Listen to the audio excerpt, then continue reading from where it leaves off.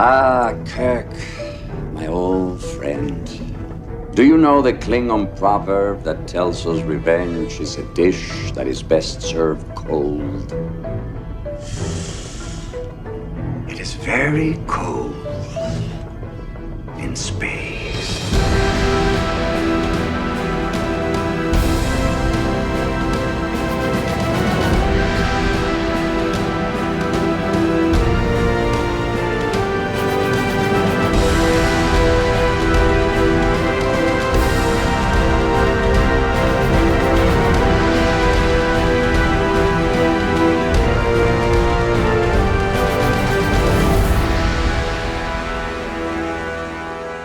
Welcome, Gothamites and Trekkies alike, to another episode of the Arkham Sessions. My name is Brian Ward. With me, as always, the psychologist to the superheroes, superheroines, and supervillains of Gotham City. And now, somewhere in the Alpha Quadrant, she's Dr. Drea Letamendi. Hello, Drea. Hello, Brian. Drea, I feel like our entire show up to this point has just been leading to my discussion of Star Trek II, The Wrath of Khan. How so? I'm in heaven right now. The idea of being able to talk about this, I have never, as much as I've enjoyed talking about like every other thing we've ever talked about, nothing has given me the exhilaration of being able to talk about one of the movies I place easily in my top 5 of all time. Wow. Well, from my end, I can't stop thinking about Star Trek. I'm seeing it everywhere. I'm reminded of it. I'm quoting it.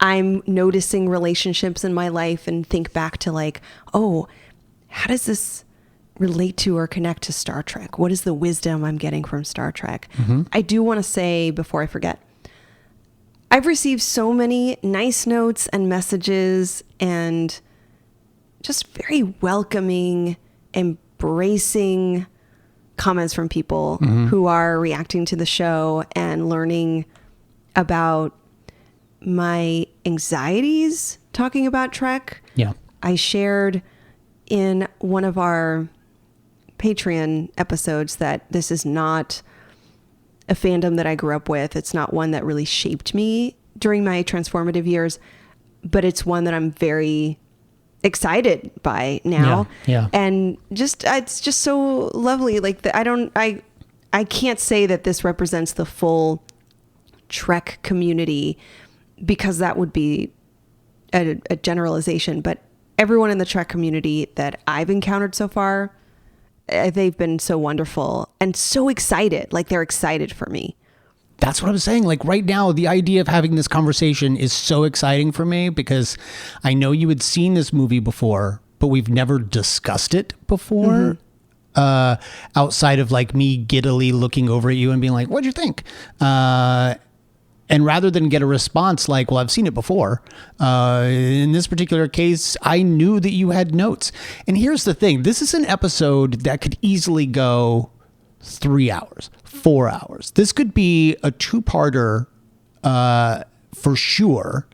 I don't know that it will be. I'm going to try to do everything I can to refrain from going into all the minutia, but there are so many characters in this movie and each one of them seems to have something to talk about. I mean, we've got not just the bridge crew of the Enterprise, we've got the villain, but then we've also got the folks that the villain are surrounded by. And then we've got new folks like Carol and a son we didn't know anything about and their feelings about his father, James T. Kirk. There are just so many people and different little themes and threads that we could talk about.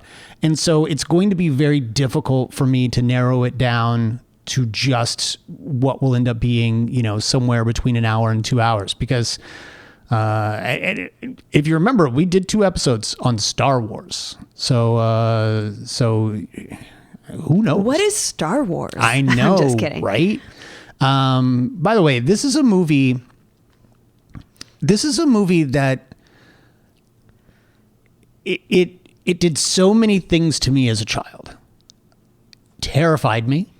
Let me explain my first experience with Star Trek II, The Wrath of Khan. All right. This is a film that came out in 1982. I was in Wee Willie's daycare in Hickory, North Carolina. And my parents, who were accustomed to taking me to the movies, we saw a lot of movies, probably movies I didn't even necessarily should have seen. But let's see, at 82, 79, 81, I was 5 when this movie came out. That's not even true. I was 4 when this movie came out because it came out in June and my birthday is in August. So I was 4 when this movie came out. And I distinctly remember my mom having to put her hands over my eyes for the SETI eels scene. Terrifying to me. And then a couple of weeks later, Wee Willie's daycare. What? Wee Willie's daycare. What is that?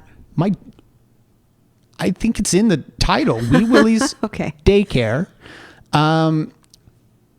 They took us to the movies. And what do you think they showed this bunch of 4-year-olds? 4-year-olds are watching Wrath of Khan? Star Trek II, The Wrath of Khan. Whoa. Why would... Okay, just pause here. A group of educators took a class of 4-year-old children to see Wrath of Khan in the theater? It was daycare. Are we going to call them educators? I mean, Yes. they're basically just keeping us, busy until our parents can come pick us up. We were 4. We weren't. I cannot imagine seeing this at 4 years old. So as I explained, my parents took me to see it first. I was terrified. Within a week or 2 later, I'm going to go see it again with my daycare. And I remember, I knew that the SETI eel scene happened in the beginning of the movie somewhere, but for me, it was always like the first scene. Like that's how I remembered it, was like, ooh, first scene is them on the planet, orange wind, SETI eels. And so I kept getting up to go to the bathroom. And I would just like wait outside the door of the theater. And Wow, you were like developing this little mini phobia. Yeah. Of something that you didn't quite see the first time. My mom had a tendency to leave a space between Oh, so you her did see middle it. and ring fingers just big enough for my eyes to just see things. So, but also when you think about it, so like the sound of that scene is terrifying as well. You don't just get the thwipping of the tongues and all of that. You get their screams and you've got this psycho-esque type music that James Horner has composed for this scene. The entire thing is just visceral on every possible Yes. level. So I keep getting up, leaving my seat, going to the bathroom, when really all I'm doing is going outside the door. Finally, after like 6 times of doing this, because I just have no idea when this scene is coming, I just know I don't want to be there. The male supervisor of the kids comes back, joins me in the bathroom, and goes, "So what's the deal? You just keep getting up and leaving." And I remember saying this. I always had this sort of adult vocabulary, and I would be like, "Look, here's the thing. I've seen this movie before. There's something that happens in the beginning. Don't remember where, but I don't want to be there when it happens." And he's like, "Okay, no problem. Here's what we're going to do. I'm going to sit behind you. When it happens, you let me know. You give me a signal. We're going to make sure you get out of the theater, and then I will let you know when it's over." Mm-hmm. And I was like, "Okay." And then we did. Loved the rest of the movie. The rest of the movie is everything to me. Here's the other thing this film did for me. It gave me a love of military style clothing that I've never, ever grown out of. My dream was to own a monster maroon Star Trek uniform. I now have one. I'll be wearing it again for my birthday weekend in Las Vegas for Star Trek Las Vegas. Very excited about it. But yeah, this film was like, oh, there's so many things. It set the groundwork for so many things I love in science fiction, in film, in general. Star Trek, everything. It's so beautiful. I'm not as into the bell-bottom pants. Mm-hmm. Kind of a vestigial bit from the 70s, but 60s and 70s, but yeah, it's such a... Oh, the Reliant. The USS Reliant. My favorite starship ever. Really? Oh, I love it. I love that the nacelles are at the bottom. It's just basically a saucer section with the warp nacelles at the bottom, which, by the way, was an accident. Nick Meyer was making another movie. The designers, they sent it to him to sign off on, and he signed off on it, sent it back, and they were like, great, he approved it. And then they noticed his initials were upside down. The ship was originally supposed to have the nacelles at the top. And they were like, well, he liked it this way, so I guess we build it upside down. And so they did. Anyway. I did have a very positive experience with it. I'd seen it probably 2 or 3 times before. I've seen this movie. This is probably... How many movies are there? 6? I'd say I've seen this movie definitely more than any of the other movies. Yeah. So there is some familiarity. For me, it really is the continuation of the relationships of these main characters, yeah, and how they're managing all of these challenges and setbacks and working through, I think, what becomes a golden thread with Star Trek storytelling, which is we have a purpose in these journeys, but as that is the driving force, we're learning so much about ourselves as people. I want to say as humans, but like as people, as oh, save that one for one of the future movies.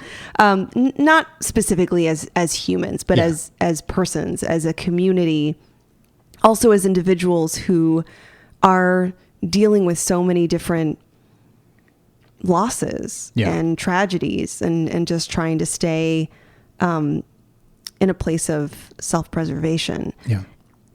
I still believe this is a continued journey for Spock, who, after the first movie, seems to be a little bit more self-assured and confident and settled in on who he is, and what his purpose is, and how he's a very, like, a genuinely important part of this mission. And we'll get to it, but all of his decisions are right. They're just logical. Yes. So I continue to I just adore Spock, and it's very emotional. It's a very emotional movie. Well, and when you think about it too, so like the movie begins as Kirk is it's his birthday, presumably a big one. Really, the theme of it, especially toward the end, is like coming to the end of your life. Like you're not young anymore. He makes a comment about traipsing through the cosmos is for the young, and this is the antithesis of what he was saying in the motion picture. Like he couldn't wait to get back. He actually finagled his way into taking over the bridge of the Enterprise in the motion picture. That's right. And here he is once again behind a desk. He's an admiral in Starfleet, training a bunch of cadets and officer trainees. So Lieutenant Savick is taking her exam. The Kobayashi Maru. Played by Kirstie Alley. Kirstie Alley. Played wonderfully by Kirstie Alley. And she is a Vulcan. Correct. And I really like her character because she's also struggling with who she is and how she is set to be a leader and set to be important as a member of the crew of this ship. And has her own specific setbacks and like the struggles with what makes sense to her. And I mean that so literally. Like, will these decisions make sense to her? And yet people are telling her, Like, no, that's not how this works. Right.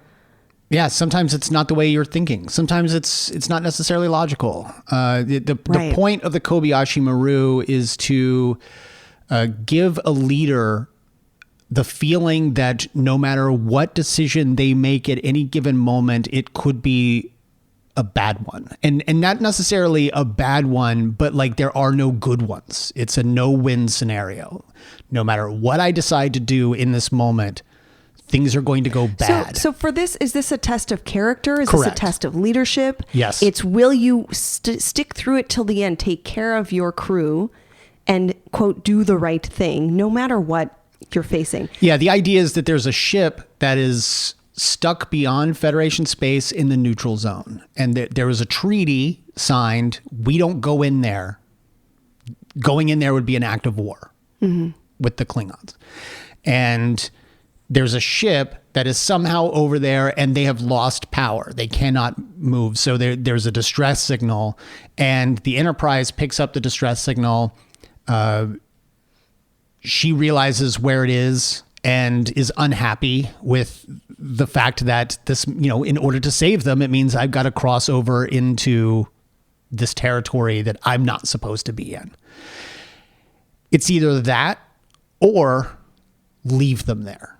Abandon them because you know that Klingons are going to be coming.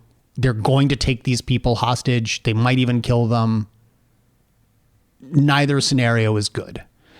And she decides we're going to cross over into the neutral zone. If necessary, we'll let them know this is what we're doing. This is why we're doing it. We're saving this ship.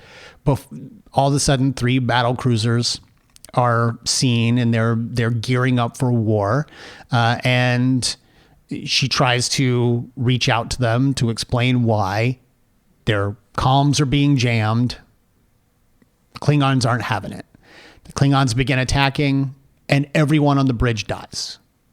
Saavik has failed, quote unquote, the Kobayashi Maru test. Now, it's not like she's actually failed the test, but we now see what kind of a person she is. We now see her role as leader. We see her character. Like she's going to cross over the neutral zone to help these people. Well, it reminds me of a quote that I sometimes refer to in some of my trainings. It's by Peter Drucker, who's somebody who is a leader in like corporate executive management and working toward self-development of high level individuals. And what Drucker says is management is doing things right. Leadership is doing the right things.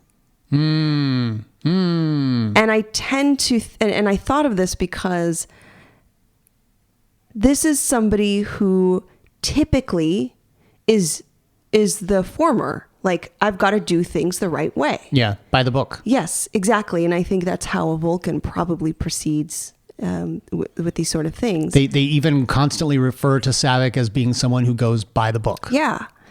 Now, the difference is when you have complicated situations, you can't just go by the book. Right. You have to do the right things. You have to do the things that make sense around the values of integrity, care, compassion, loyalty, and it really mucks things up for the book, right?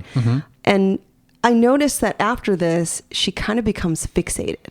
Yeah, she's obsessed with this idea that it's an unwinnable scenario. She doesn't understand what she could have done right. Like she's clearly one of those overachievers that's never really lost at anything and doesn't understand how was she supposed to win this. And I think that's such a relatable idea. Like, she keeps asking Kirk, like, okay, so what was that about? What was I supposed to do? Why did I fail that? What did you do? Yeah. And he has the reputation of overcoming the Kobayashi Maru, having been the only person to have ever won the no-win scenario. Right. Yeah. And I think that she is stuck. The fixation is there was a way, there was a solution, and I didn't get to it. And damn it, I'm going to think this over and ruminate and obsess cognitively over this problem until I fully understand and comprehend what it is that I'm supposed to do in this situation. Right. Should we jump ahead and explain, since we're talking about it, how Kirk did in fact win the no-win scenario of the Kobayashi Maru? It's revealed later, as they're waiting for something, that McCoy says, Saavik, you're looking at the man who beat the no-win scenario, the only man to beat the no-win scenario. We know that he took the test 3 times, and we know that he got a commendation at the end for basically for ingenuity, creative thinking. He rigged the test. He went in and rigged the Kobayashi Maru test so that the ship was savable. Now, this brings up a little bit of a problem that I have with the JJ verse telling of the Kobayashi Maru, because the very first movie you actually see Kirk take the test and win. And in that incarnation of the story, Kirk is sleeping with a girl and gets her to go reprogram the computer so that he can win. And he goes in and does it very easily, much to the confusion of Spock, who developed the Kobayashi Maru test in that universe. Mm-hmm. Unfortunately, I don't think that says enough about Kirk's character, right? That might say enough about the JJ verse version of Kirk, who lost his father in the Kelvin. It's a different version of Kirk here. In this particular version of Kirk, the reason I think he did it is because Kirk doesn't like an uneven playing field. I don't even think that's true. Kirk doesn't mind an uneven playing field as long as he can win the game in the end. He needs it to be winnable. He will not be satisfied with this idea that I can't actually succeed. So what he did was he went and reprogrammed the computer so that it wasn't necessarily easy, but it was defeatable. Think of it like a chess game. If you knew that there was just no way to beat the computer, you would eventually get frustrated and stop playing. Mm-hmm. But Kirk doesn't want that. He doesn't mind the challenge, but he needs to at least know that there's a way that he can win. So he cheats. He cheats. Sort of. He cheats. And that's what David, his son, actually says. He cheated. Yeah. And he did. But again, it speaks to Kirk's character just so much, because this is a guy who I think he probably even could have failed that version of the test as well. Like maybe the ship would have also been annihilated, but he would have kept going until he had figured out how to win the game. And it just so happens that in that third attempt, he was able to be successful. He used the test to show his true character, which is, I do not believe in a no-win scenario. The Kobayashi Maru seems very similar to a projective test. I don't know what that means. Well, these are like the inkblot tests and the these thematic. So what you see, I get it. Like I get it. Your true drives, motivations, personality traits, like kind of the emotional characteristics, these come through. Yeah. The test itself is kind of neutral. Yeah. Doesn't really denote anything, but what you do with it. Mm-hmm. Like we're saying, it brings out your character. Yeah. And, again, going back to how a Vulcan would see it is like, that is so subjective. Yeah. Why is this even a test? Yeah. There should be a logical, correct way to manage this. And then you fail or you win. Yeah. I want to go back to our very first incarnation of the Star Trek versus Star Wars, the psychology of Star Trek versus Star Wars panel that we have done on several occasions with Dr. Ali Mattu. doing the psychology of Star Trek while you're doing the psychology of Star Wars. And each time you have a special guest who worked on the franchise in some way, shape, or form, helping you win your arguments. There was a question in that original episode, or that original panel, that was the Kobayashi Maru versus the Dagobah cave. You know, like what each test says about you. You know, the idea that like Luke could have gone in there with no weapons, but he didn't trust himself. He didn't trust the cave. And so he went in there and ended up facing himself. Yeah, it brings out your true Yeah. impulses. It brings out your true characteristics. Yeah. And then, you know, going back to the Kobayashi Maru, I guess I'm sort of like Sabat, because I'm like, okay, and then what? Like, how does this help you understand? Does it then put me in a red shirt or a blue shirt? Like, am I? I've already been trained at this point to be an engineer, But think about it this way. Let's say she didn't cross the neutral zone and decided, you know what, treaties are treaties. They got themselves in that situation. I am going to choose not to cross battle lines, and I'm going to let those people die. What does that say about you? That says that you are too by the book, too right, and there's no flexibility you've of not character done the right there. thing, right? So I think what you ultimately kind of want to do is go into the neutral zone. Like you want to, and I think that's the point of the test. The admiral sitting on the other side watching you wants to know that you're the type of person who's going to do the right thing, even if it means getting you killed. Okay. This is relevant to what happens later in the film, which we'll get to. Mm-hmm. I find it interesting that that's sort of how everything is set up. Yeah. Given what unfolds. The other thing that I noticed is that this simulation is in and of itself precarious. They're actually blowing up the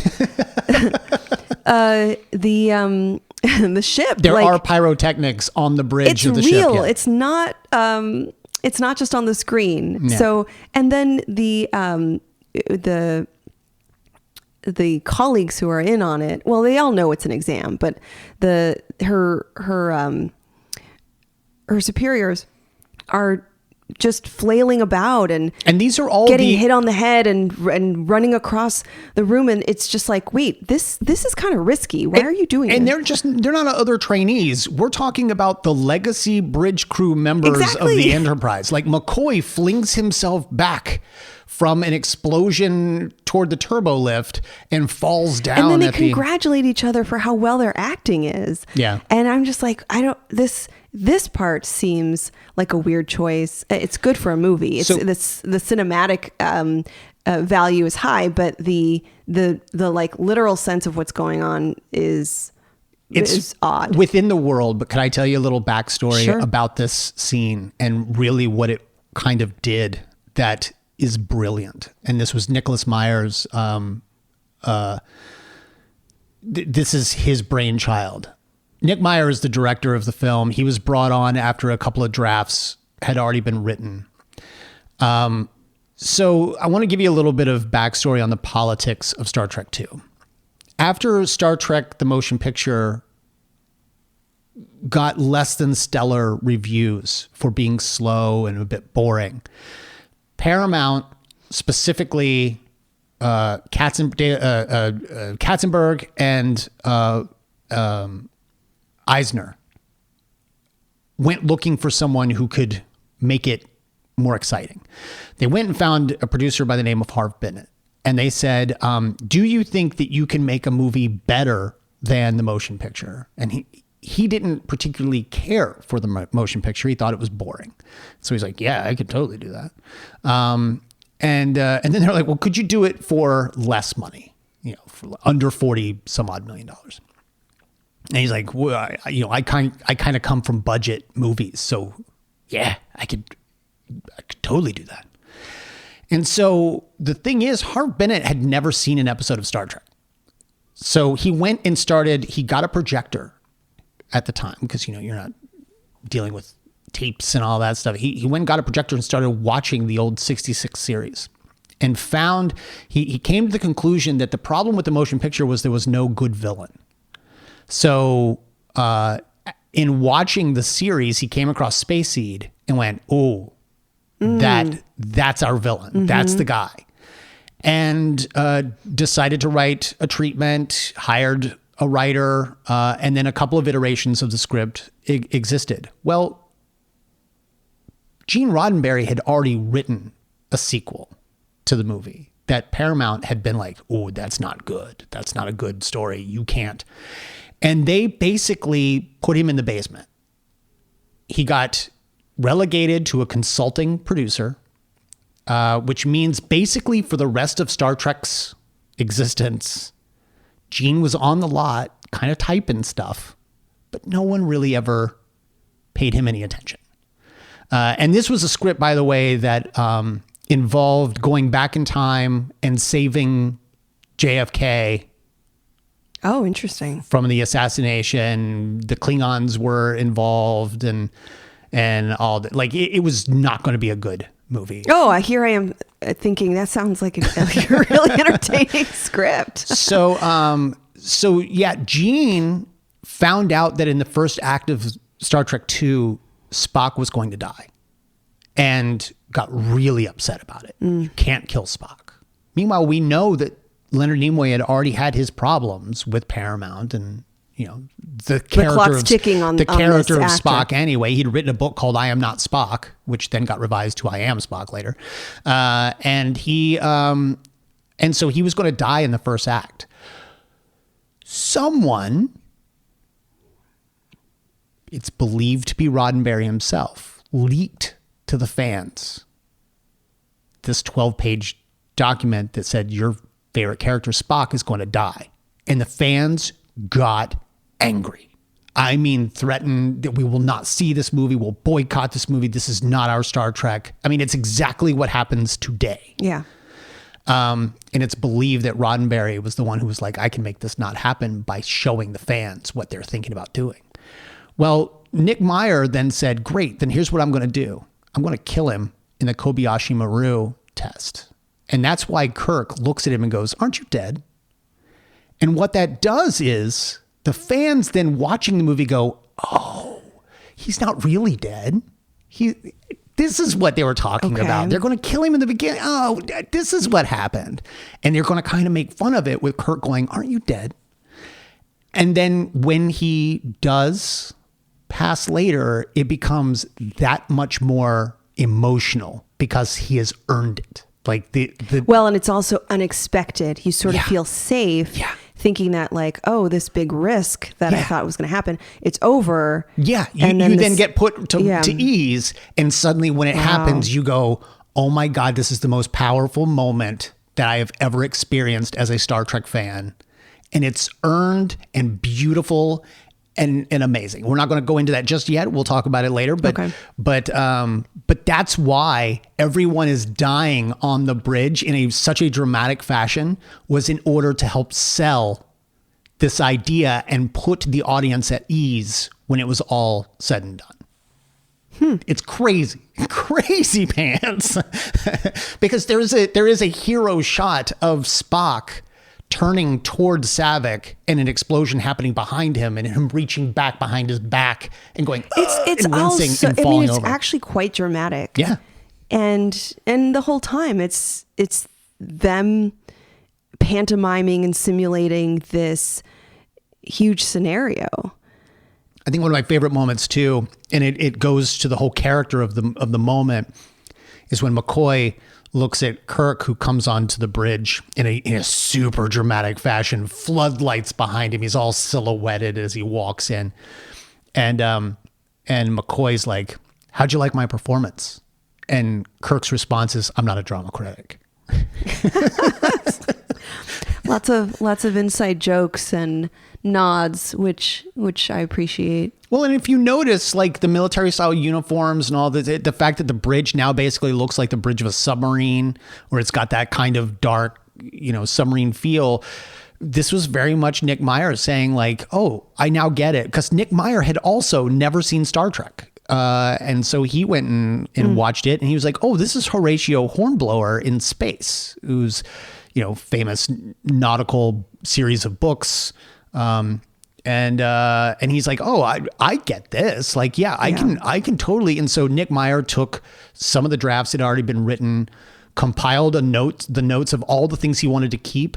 And I kid you not, in 12 days, wrote the first draft of The Wrath of Khan. And then there were subsequent drafts after that. But the production crew were like, we can't start making stuff until you give us a script, and you've got 12 days if we're going to make our date. And he was like, great. And so in 12 days, wrote the first draft, handed it to them, and they started building all the stuff. Wow. So yeah, that's that whole beginning part where we've now know Saavik. We know what the meaning of the Kobayashi Maru is. We're reintroduced to Kirk, who oddly enough is not. We're now basically thrown back to the original motion picture where he is not the captain. He desperately wants to be on the bridge. Somehow or another, he's been taken off the bridge again. And what's interesting is as he's gotten older, McCoy, who blames him in the first movie for having rigged his way onto the Enterprise to begin with, and taking Deckard's place as captain of the ship, he is now going, Jim, don't grow old behind a desk. You have to get your command back. You have to come back to the Enterprise. And that's when Kirk's like galloping around the cosmos is, for the young. Talk a little bit about that. I just this idea of the same character kind of reversing course. And I'm not talking about Kirk. I'm talking about McCoy. McCoy was the one who was trying to tell him what he did was wrong to Deckard in the first film. And now he's like, what are you doing? Why are you behind a desk? You need to be in command of a starship. I think what's really interesting is that Spock gives Kirk a birthday gift. Mm-hmm. And it's a book. Yep. And there's kind of an interesting exchange where Kirk is like, it was the best of times. It was the worst of times. Mm-hmm. This is Charles Dickens, right? Correct. And he's like, oh, what does this mean? What's the message, Spock? And Spock simply says concretely, none that I'm conscious of. It's a gift. Happy birthday. Surely the best of times. I mean, a very obvious sentiment. Two things. One, Vulcans love tradition. Mm-hmm. And so giving a gift is within the schema, within the characteristics of the Vulcan culture. But I do like that exchange because it's like such a concrete thing. It's a gift for you. It's your birthday. And here's Kirk mining for meaning. What could this what is the Give symbology me some wisdom. here? Give me some wisdom, Spock. What does this mean, this book? And yet, my interpretation of best of times and worst of times is here's potentially an exciting moment for you. It is not over for you. Yeah. You still have journeys. You have ambition. You have pathways ahead of you. You have discoveries. You have purpose. But the worst of times, what does that mean? You have tragedies. You have setbacks. You have failures. You might have the biggest failure of your life. Mm-hmm. Like this might be a loss. Mm-hmm. And it's an interesting projection of what could happen. And done again in a very concrete way. It is what it is. Yeah. It is the best of time. Like here we are together. We are friends. Mm-hmm. We are colleagues. I'm commemorating your movement into the milestone of your birthday, right? Your movement into the next year for you. Yeah. And again, very concretely, and some shit's going to happen. Yeah. It's only logical. You can't have the good without the bad. We can't embark on this journey, even though at the time, nothing really has happened yet. Right. It's really just a routine training. It's come on board the Enterprise and make sure everything is by regulation. Yeah. And we should say at the end of that scene where he gives him, or where he thanks him for having given him the book, he says, "Where are you going to go?" And Spock's like, "Oh, I got to go back onto the Enterprise. Got to get the training crew ready." Yeah. You know, whatever. Spock's very Prussian about the whole thing. And then he's like, "What about you?" And Kirk's response is, "Home." And it's done. That's right. Yeah. And it's done in such a way that it's like,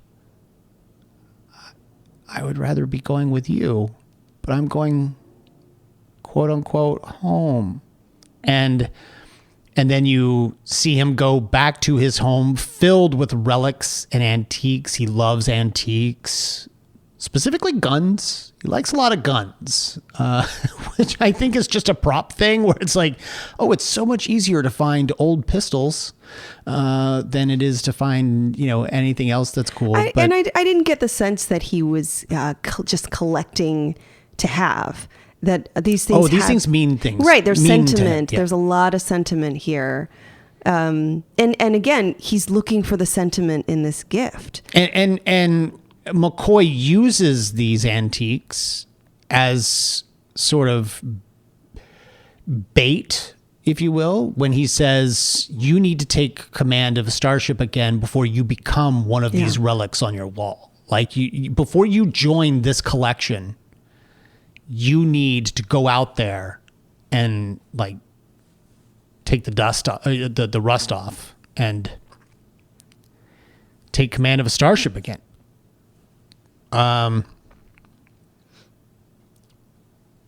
So from that moment, Kirk then goes back onto the Enterprise, gives as good as he gets with Scotty. He's sort of giving the jabs of, oh, that'll be a nice surprise. Things working well. Okay. He meets the new trainee crew. Dre, you did not know this, but there's a director's cut. There's a theatrical cut of this film. We watched the director's cut where we get to meet Midshipman Preston, who sort of jabs back where Kirk lays out the bait of, well, we're going to see if this old heap of scrap, blah, blah, blah, whatever. And Midshipman Preston says, well, no, I'm sorry. This is the best ship in the fleet. And if you don't see that, then you're as blind as a Tiberian bat. Where we learn that he is Scotty's nephew. None of this was in the theatrical cut.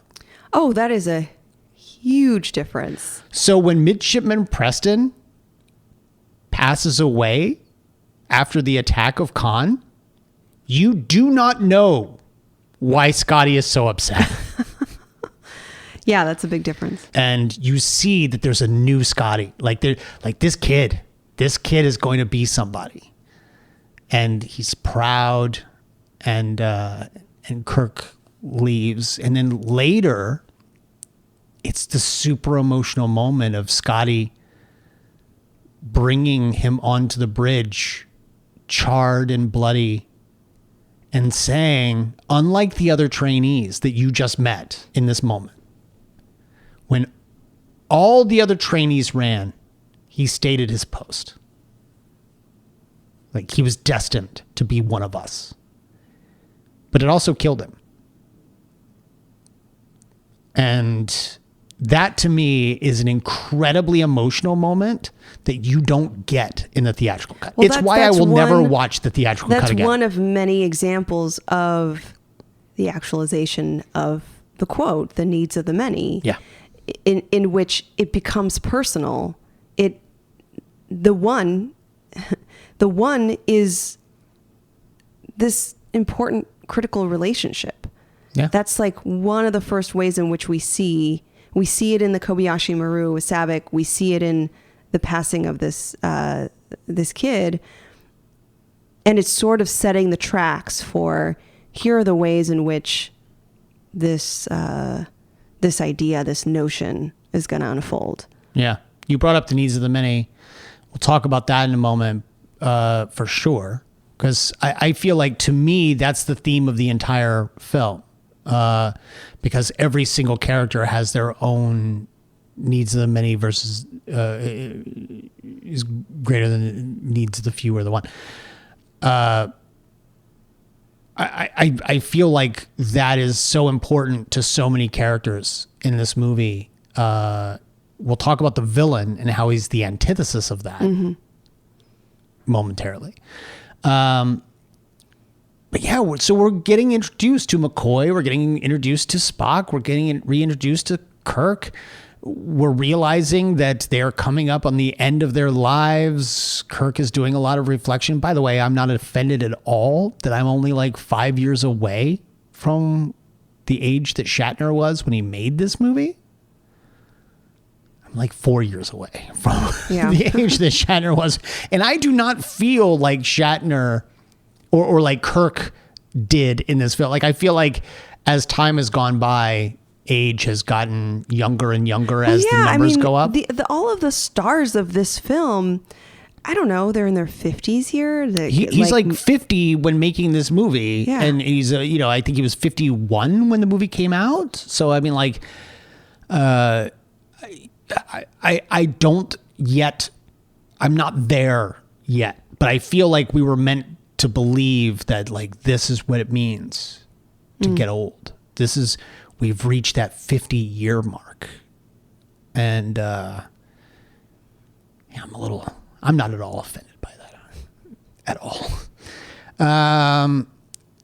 So while they're on their training voyage, they learn that someone is en route to Regula 1, a science station, an independent science station. So it's sort of like, I would imagine like a JPL to the government, NASA.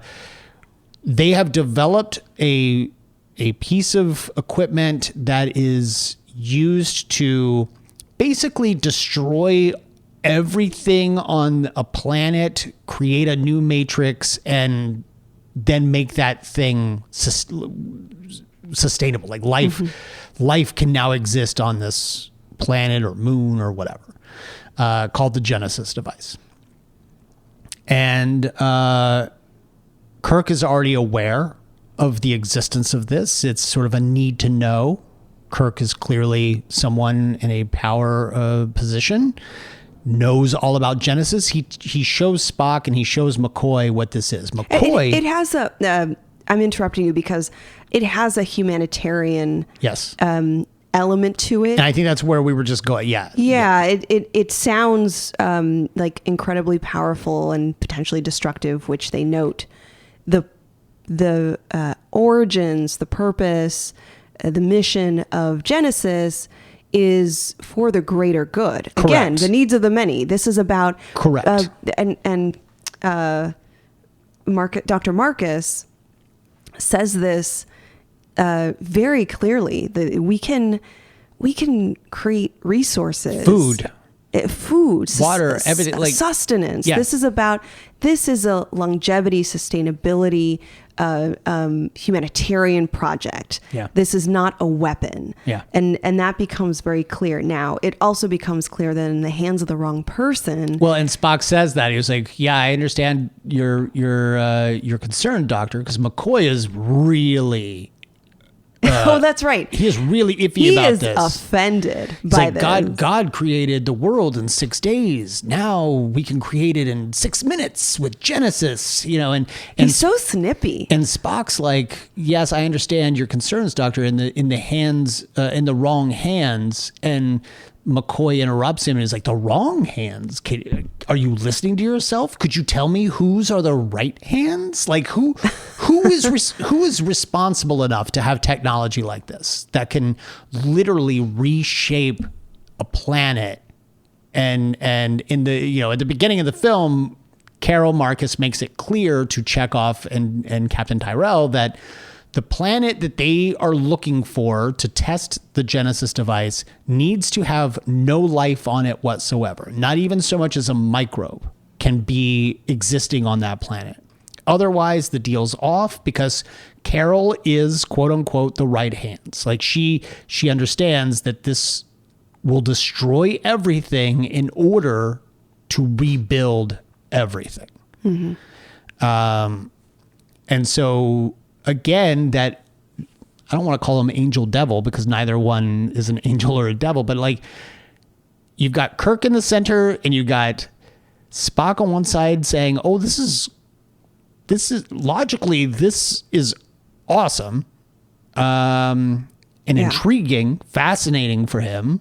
And then you've got the emotional McCoy that's like, this is the worst thing since the atomic bomb. I sort of think that they come from very different, a very different schema, because the Doctor is about preservation, and survivorship, and Spock is about scientific curiosity and advancement. Hey, if you can make this better, you can improve on something, go for it. I'm honestly surprised that Spock wasn't brought in on this sooner.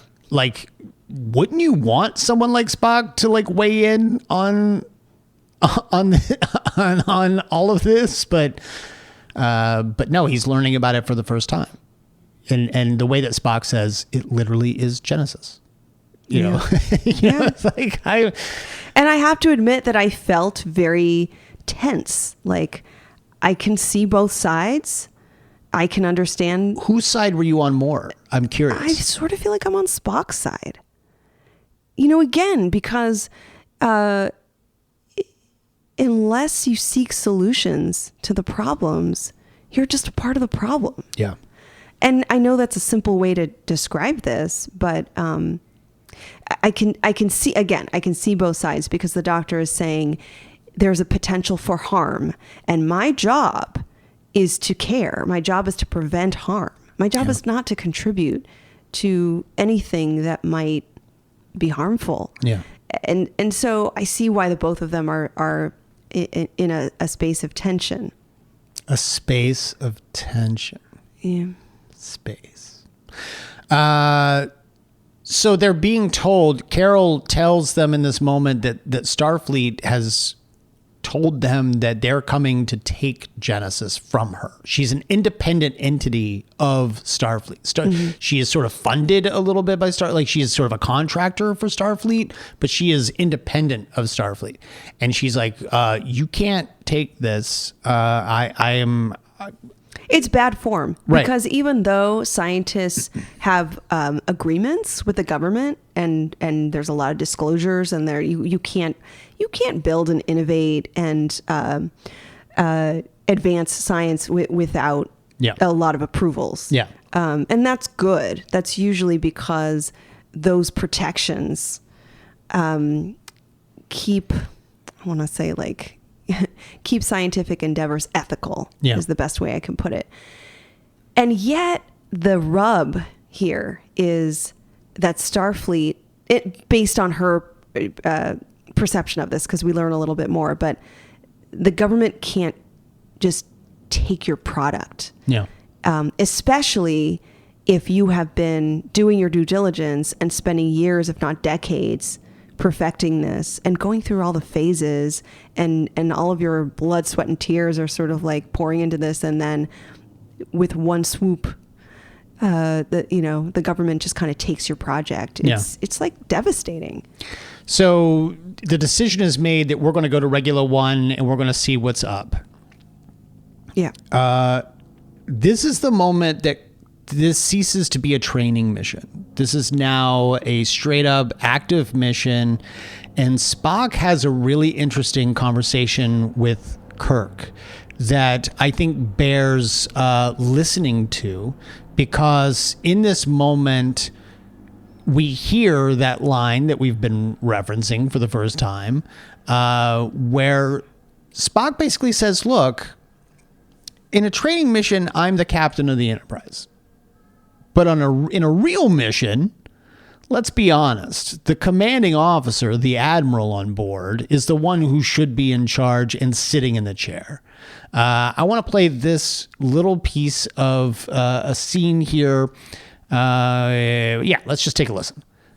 Spock, these cadets of yours, how good are they? How will they respond under real pressure?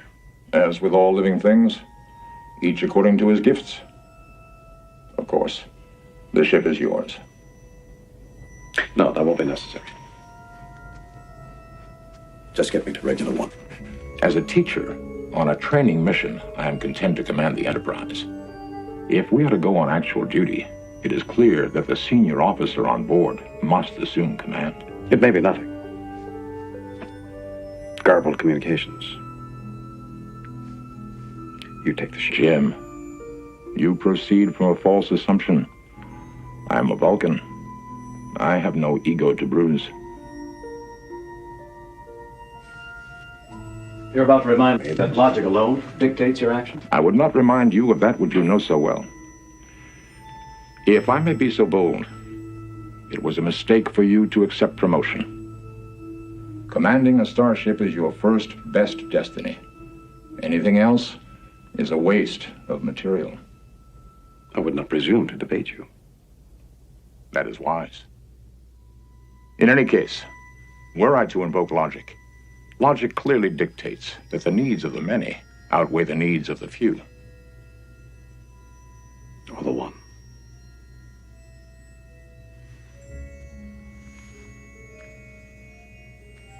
You are my superior officer. You are also my friend. I have been and always shall be yours. A very powerful statement, one that we have been referring to a few times over the course of this episode so far.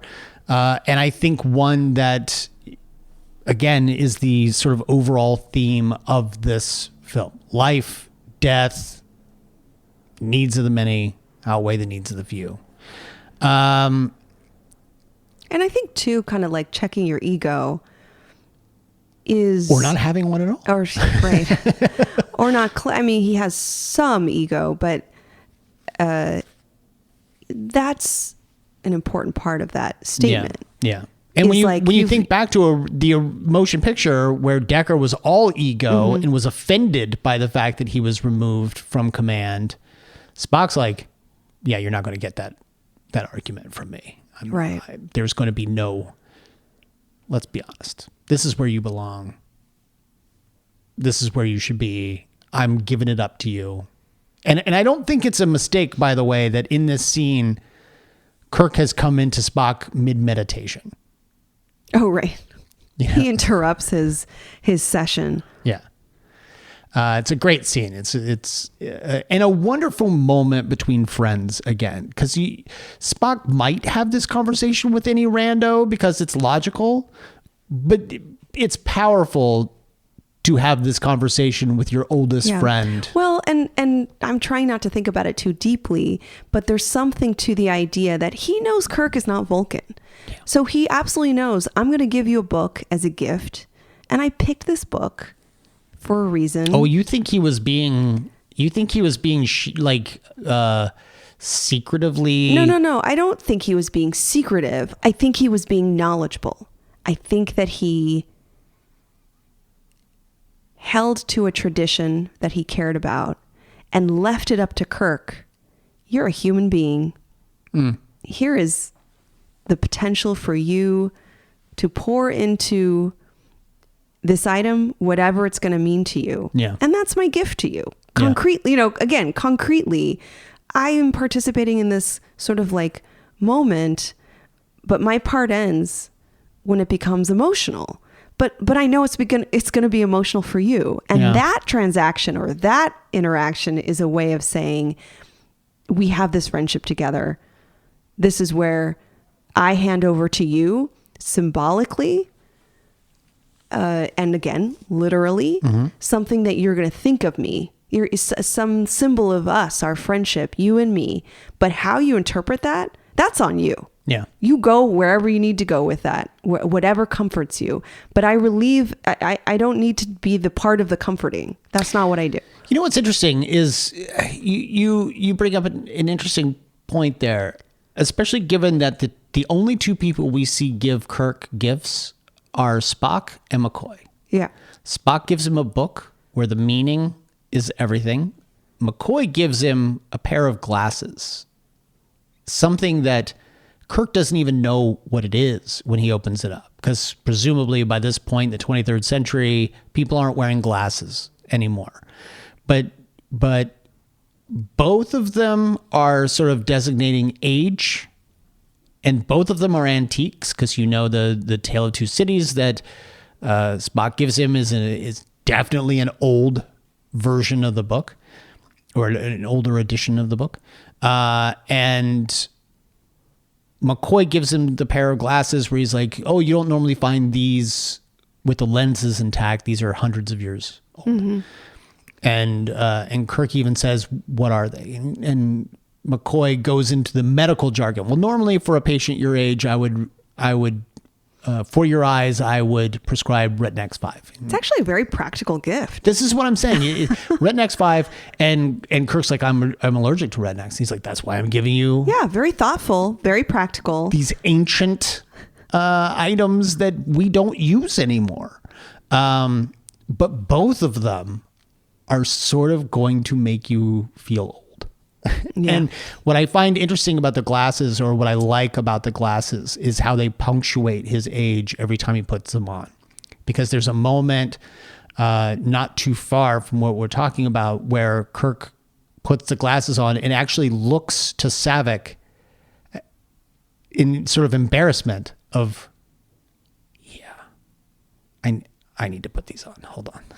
So I guess my question is, since nobody's wearing glasses at this time in history or this time in the future, how does he know what to do with them? Well, no. He seems to know, but like, oh, that's gotta be like, what if we're like walking around and someone like puts on like one of those, like a monocle? Yeah, like something that's like so incredibly outdated, and you're just like, why are you doing this? Yeah. Steampunk. So anyhow, we've now gotten to the point where we sort of have to talk about our villain, because we have brushed past him up to this point. They get to Regular One, where they come across not only the station, but the Reliant. And they're a little concerned and confused about the Reliant, or why the Reliant is here, because the Enterprise was supposed to be the only ship in the quadrant that could get to Regula in time. Meanwhile, there's this other ship. This ship is not communicating back and does not have shields up. Kirk does not put the shields up. He's hesitant about that. And the next thing you know, there is a battle ensuing because he trusted the ship. The ship fired on them. People are dying on the Enterprise.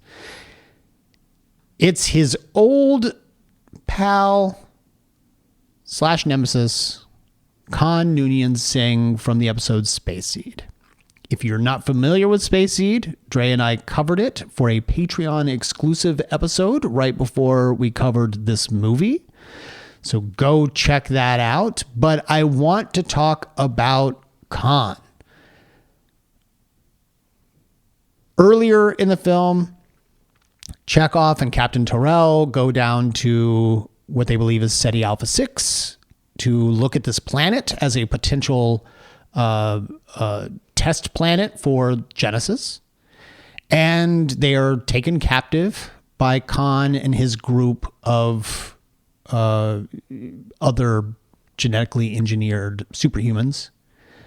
By the way, I just need to bring up the fact that in that episode that we talked about, Space Seed, Khan, bronze, brown, beautiful skin, was definitely meant to be Indian, meant to be Sikh. Here, very white looking, pale. And by the way, the other members of his community on board the Botany Bay were like Chang, Rodriguez, whatever. The only survivors of the Botany Bay at this point all white blonde-haired people. Mm-hmm. Problematic for me, I think. I mean, of the 80 people that went down, there's like 15 of them left, all very pale, very blonde, white-haired people. Definitely a different group than the group that we met in the 66. episode Yeah. Space Seed. This group of 80 people were sent as sanctioned punishment, essentially. Yeah. They were charged with attempting to take over the Enterprise in the 66 episode. Mm-hmm. Their crimes were essentially evaluated by the leadership of the Enterprise ship, and they had said, like, we are, you were on basically, you were traveling on a prison. They were in cryogenic sleep. Yes, these 80 people the on the Botany Bay, Botany which is Bay. basically like a floating prison. Mm-hmm. And in that episode, they're interceded, or this is interrupted by Kirk's crew. Yep. And so there's some things that happen, but they go ahead and then just set them to a different punishment, but it's sort of the same idea. All of you are going to just basically be sent to this habitable planet. Yep. And what you do... It was going to come with it hurdles, but it was habitable for sure. But you have the genetic makeup of survivorship, and this is sort of your fate. It was basically the colony that started Australia. A bunch of prisoners put onto a continent and meant to flourish. And the idea was that Khan and his crew were going to conquer this.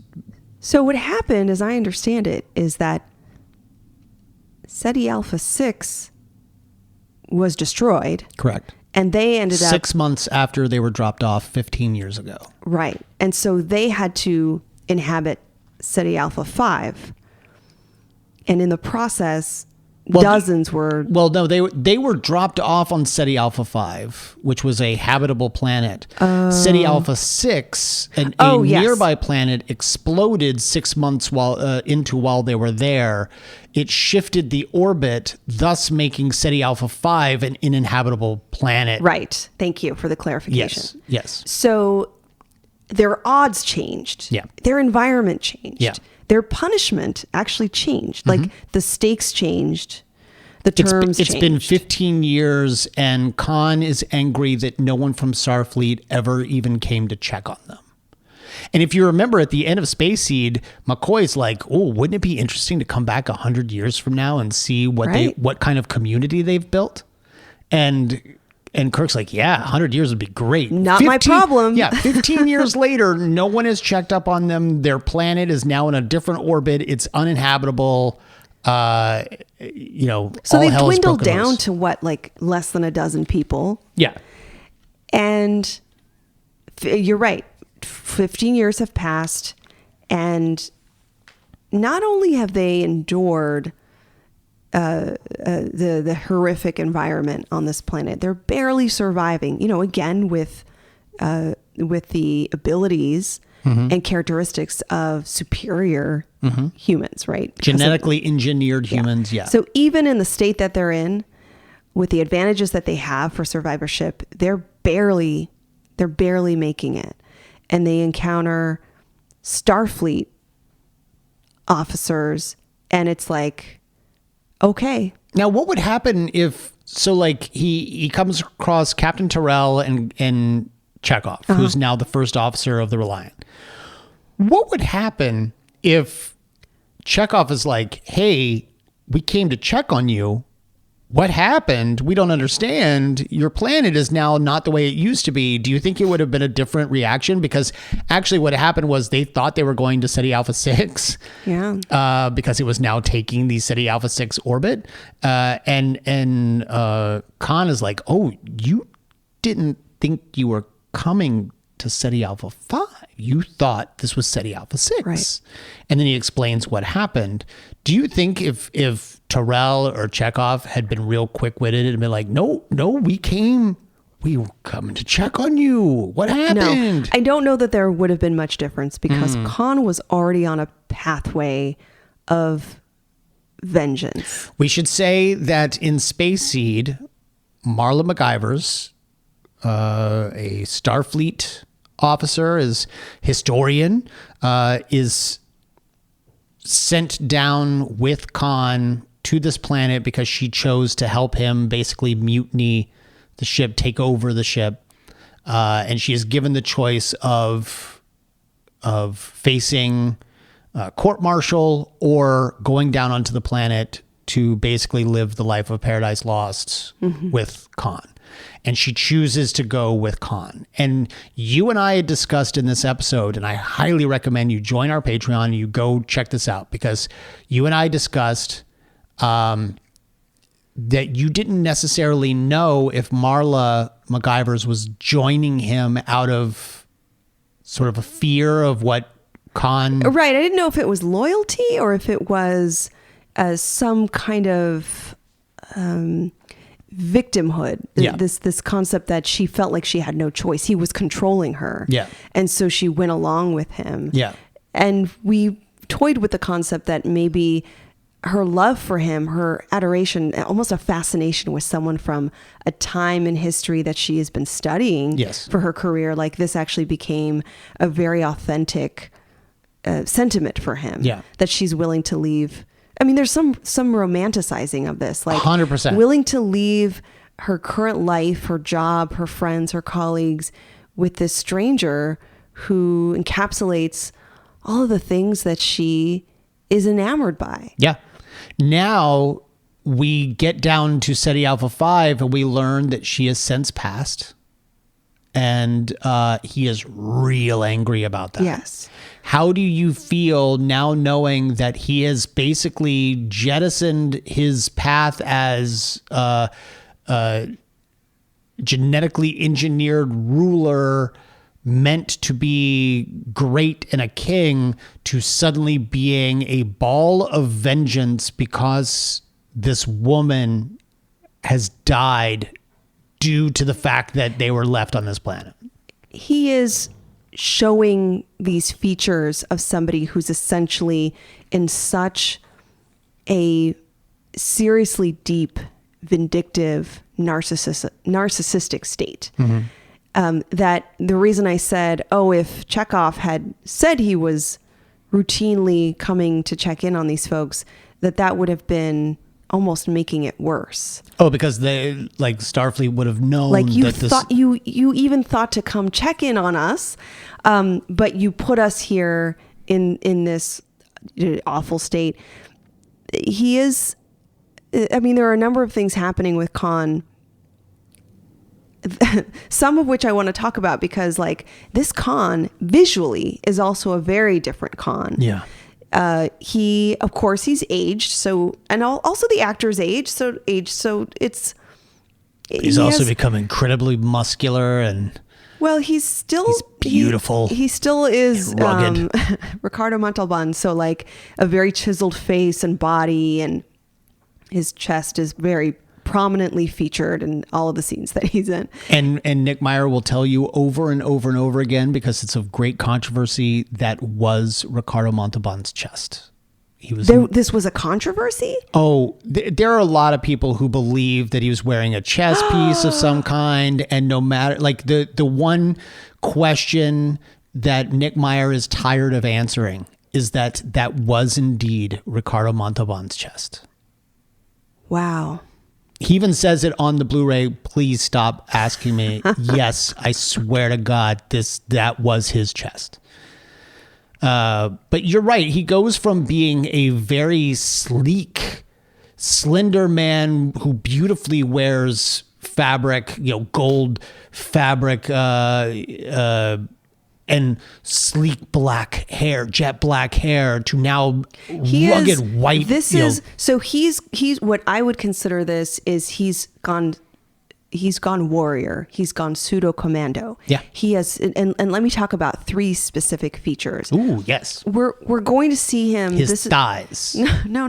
Oh, okay. Psychologically. Oh, God. But we're going to see in this film, the beginning of our encounter, our sort of reunion with him is incredibly tense.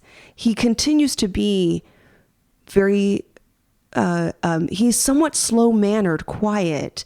Again, his intelligence matches his physical strength. So we're intimidated by him. But there is something unhinged about this Khan. Yeah. We know he has a propensity for violence. We know he's willing. Back in the day, on the Enterprise, from the 66 episode, he was willing to basically take over, commandeer the whole ship. He tried to kill Kirk in a pressure chamber. And tried to kill Kirk in the pressure. Hold that thought. So he has this capacity for violence, for killing specifically. Here we're seeing these features unfold that put him on a pathway for mass casualty attacks. Like specifically, there are some features he's showing that says, because of the last 15 years of the wrongdoing, of specifically the grievance that he's been facing, he's now developed a repertoire that puts him in an incredibly dangerous position. So I mentioned pathway before. So the first feature is a pathway, a sense of preparation, positioning himself to eventually attack. Now, we don't know quite yet what that's going to look like. What does that mean? Well, he's clearly continuing to work out. He has a group of warriors. He has these little eels. What are we calling these little things? They're the SETI eels. Okay. They're indigenous to this planet. They are the last indigenous life form from SETI Alpha 5. Yeah. And they are basically these little eels that keep their young in these ridges on their back, these sort of armored ridges on their back. And the babies will enter your ear and wrap themselves around, he describes the cerebral cortex, which makes you highly susceptible to suggestion, mind control.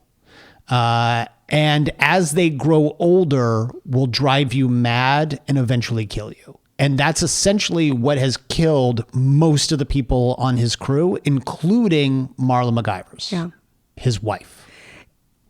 Definitely very horrific. Yes. So I point this out because, of course, they're survivors. And so they have a shelter. They have some resources that they're cobbling together. That makes sense, right? As prisoners here. Yeah. But there are other characteristics that tell me there is some preparation happening. They are fit. They are dressed as warriors. They have weapons. They have a readiness, what I would call a readiness. Like, how is he so ready to inflict violence? I don't think he is. I think I see it a little differently. I think they are surviving. I agree with that. I think the survival has made them ready for violence, for anything. So let's tack on the part of violent, or the part that I think is interesting is that this one female SETI eel that's in this tank, I think he took it, he caged it, and he's like, I am not going to let you kill any more of my people. Instead, I will conquer you. Well, but why not just kill it? He conquered it.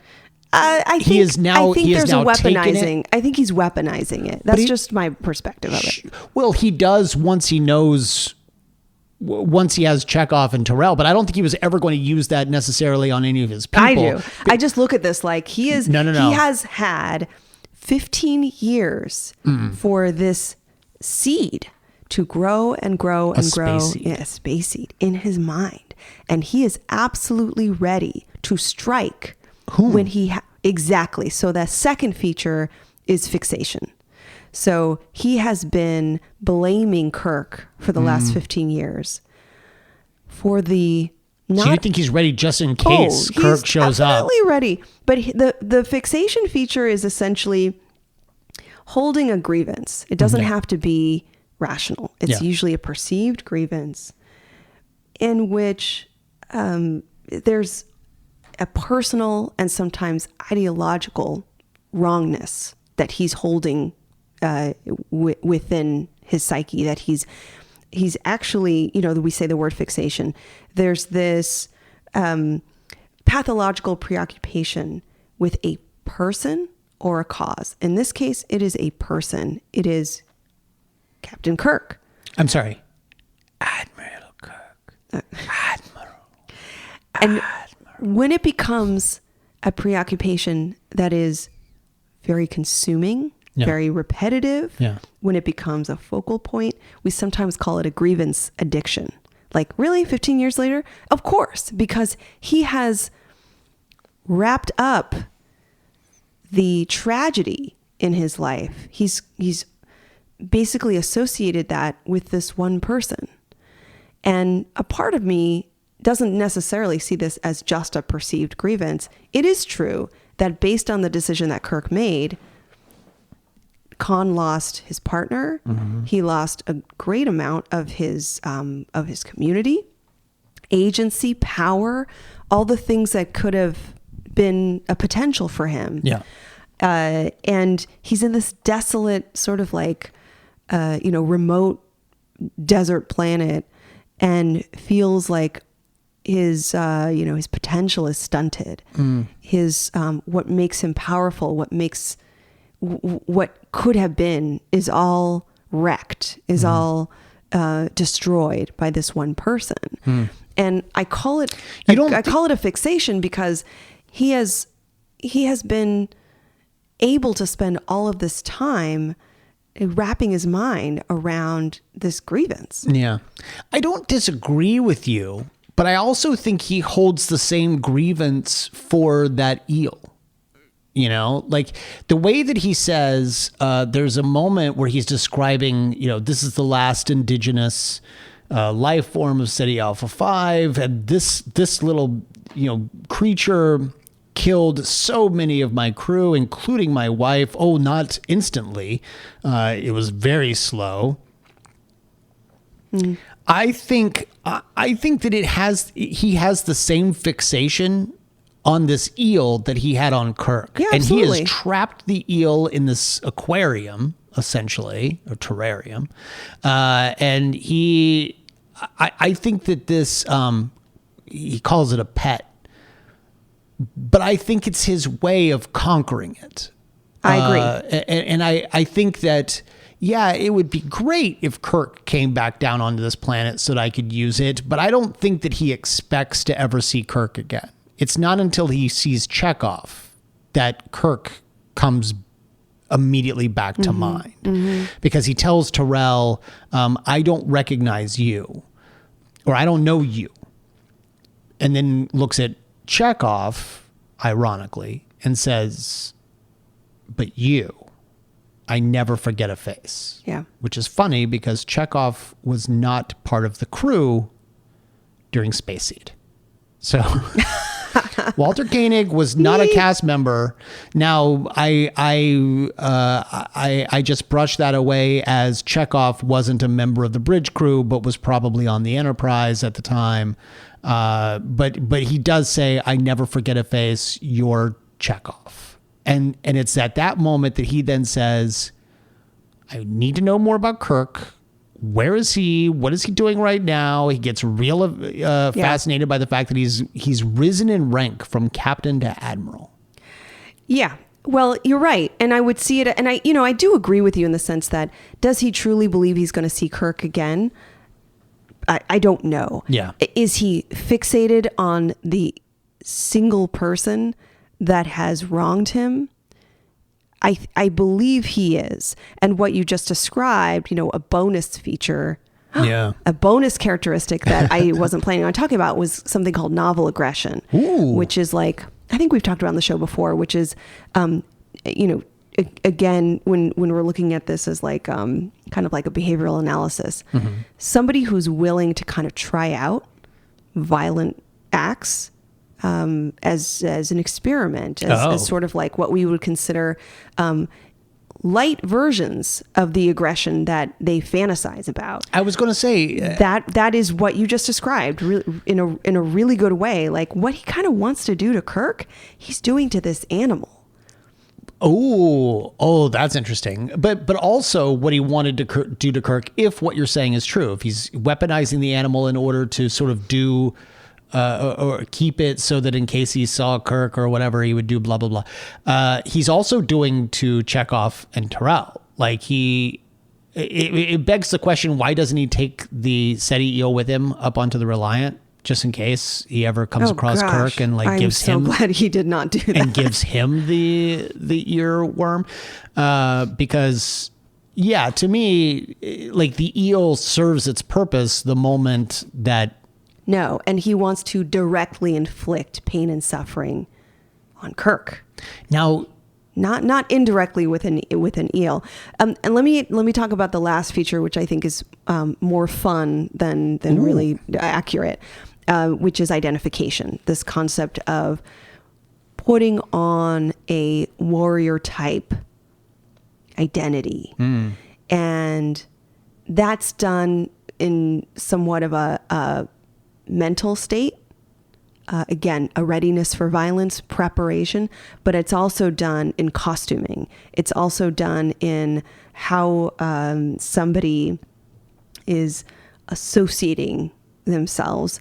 And it's really interesting when you see the way he and his crew, the what's left of the colony, how they're dressed and set up, so different than where they started. Yeah. And one can argue like, well, they're trying to survive the environment and blah, blah, blah. But these are choices they have. There's a reason why he only takes off one of those black gloves with the metal on it. Like the other one he keeps on the rest of the movie. And it's a very elaborate signaling of like, we are warriors and let us show you our version of sort of. That's why some of them are also wearing bandanas and headbands, like Rambo, Yeah, I was thinking, like Thunderdome style, like desert folks with all of these accoutrements and all the costuming, the garb of the warrior.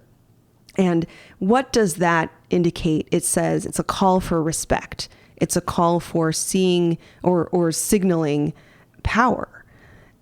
This is saying we are, or I am meant to be feared. I mean, these folks are walking around all on SETI Alpha 5 looking like these pseudo-commandos. Like, what do you think is going to happen? Yeah. And so that's why I'm saying this is all kind of like a triad of features, of characteristics that kind of puts them in a position of readiness for mass violence. Yeah. This is this is on a pathway to something that's really, really destructive and is I would even say much more intimidating and scary than how we saw him 15 years ago on the Enterprise. Oh, yeah. I'm so fascinated by this version of Khan. And I want to go back again to our first iteration of the Psychology of Star Trek versus Star Wars panel, which was held at WonderCon many years ago. And Larry, Dr. Trek Nemechek, made a point that Khan, who was, again, as we said, genetically engineered to basically rule on Earth, is now 5 or 6 iterations away from where he was ever meant to be. He is now completely off course. He was originally meant to rule, rebelled against, thrown into the Botany Bay, jettisoned into space. 200 years later, comes across James T. Kirk, tries to take over the Enterprise, fails, is then put onto SETI Alpha 5. 6 months later, Ceti Alpha 6 explodes, shifting the orbit, making this planet now uninhabitable. His crew dies, his wife dies, and now he is nothing but a ball of vengeance. Yeah. We discussed in our discussion of Space Seed that I believed Khan at that moment was sort of the embodiment of the Ubermensch. The idea that this being had been created, engineered in order to successfully not only lead mankind, but make sure that every generation that ever came after him was making it better for the generation that would precede them, right, or succeed them. At this point, he has so far gone off the rails of the concept of the Ubermensch by hyper-focusing on revenge. Absolutely. That he is no longer, he's barely a shell of what he was meant to be. He is now purely the needs of the one outweigh the needs of the few or the many. It's interesting that there's this dichotomy where the folks on the Enterprise are willing to sacrifice themselves for the needs of those on the ship, whereas by the time we get to the end of this film, Khan is so deep that he is willing to sacrifice everyone, including himself, in order to exact revenge for his wife. Right. Well, and I'm glad you bring that up, because that that sense of deep wounds, feeling deeply wounded, where he's fixated, again, I'm using the word fixation or fixated. He's preoccupied with finding that way to make it right, balancing the books, so to speak.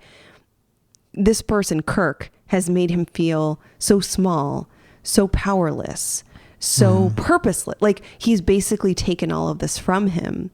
That, again, the only solution, and this is why he becomes incredibly dangerous, and we're essentially assessing the level of threat here. Yeah. I mean, we know he's the villain, so we know there's threat, but the reason he becomes so much more dangerous in this film than in compared to the Khan in the previous episode is exactly what you said. He's accepted what we call end of life consequences. So you're right.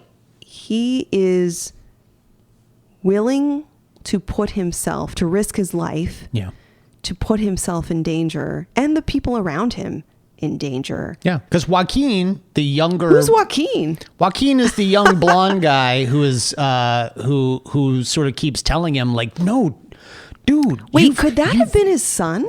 Okay, so here's the thing. Oh. Some people say that it is his son. I just don't see that as a possibility, because he's only been marooned there for 15 years. This guy is clearly in his mid to late 20s. And if he were the son of Khan leading up to being imprisoned on the Botany Bay, I don't... At no point in time does Khan ever say, "My son is on that ship. You've got to free him from cryosleep, etc." Like, a son is never mentioned, but there are people who firmly believe that Joaquin is meant to be the son of Khan. I don't buy it. Okay. Just mathematically, it doesn't work. But Joaquin says, "You've won. You have Genesis. There's a moment in which, like, Khan beats Kirk. He maroons Kirk in the Genesis cave on the Regula planet. He's like, you don't have to keep doing this."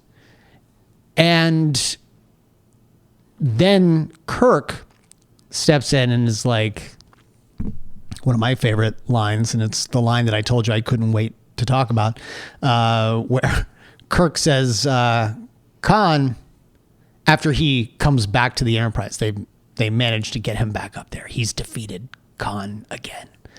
Outsmarted Khan. He says, Khan, I'm laughing at the superior intellect.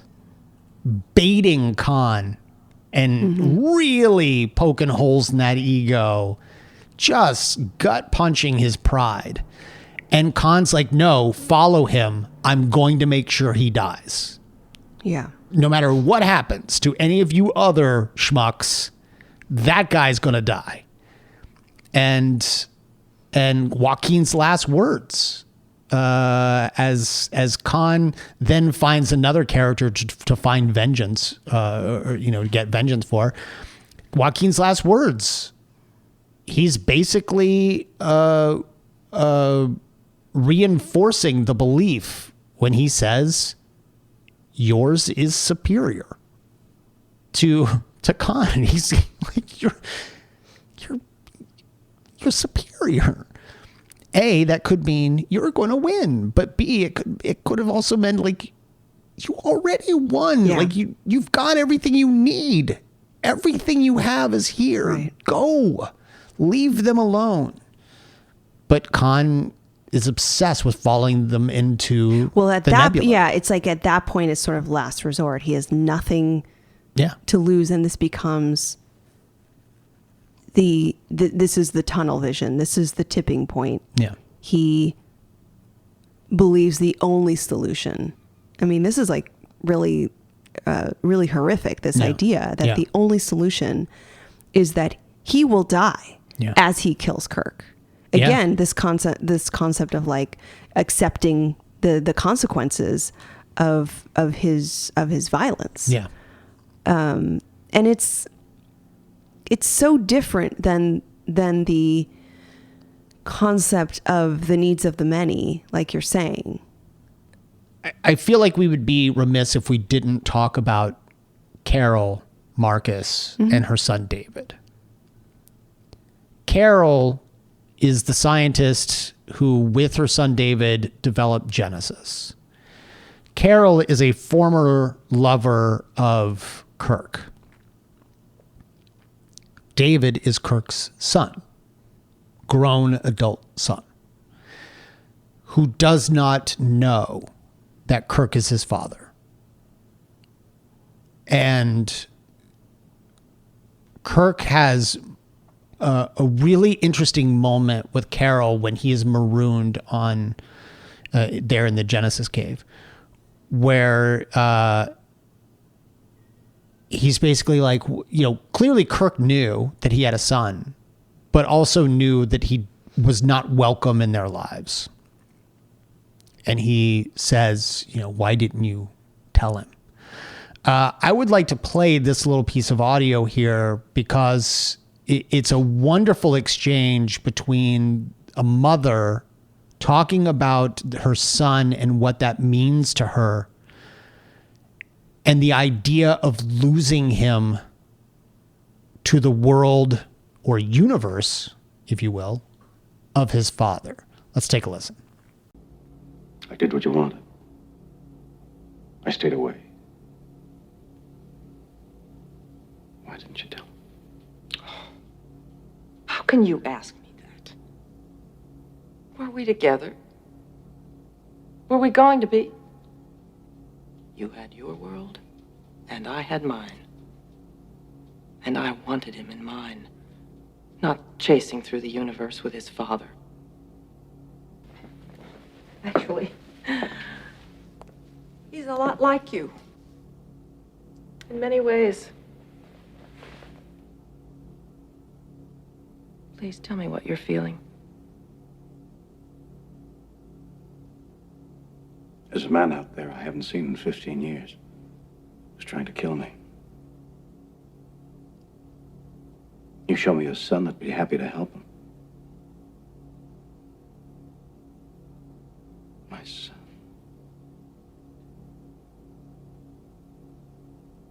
My life that could have been. It wasn't. What am I feeling?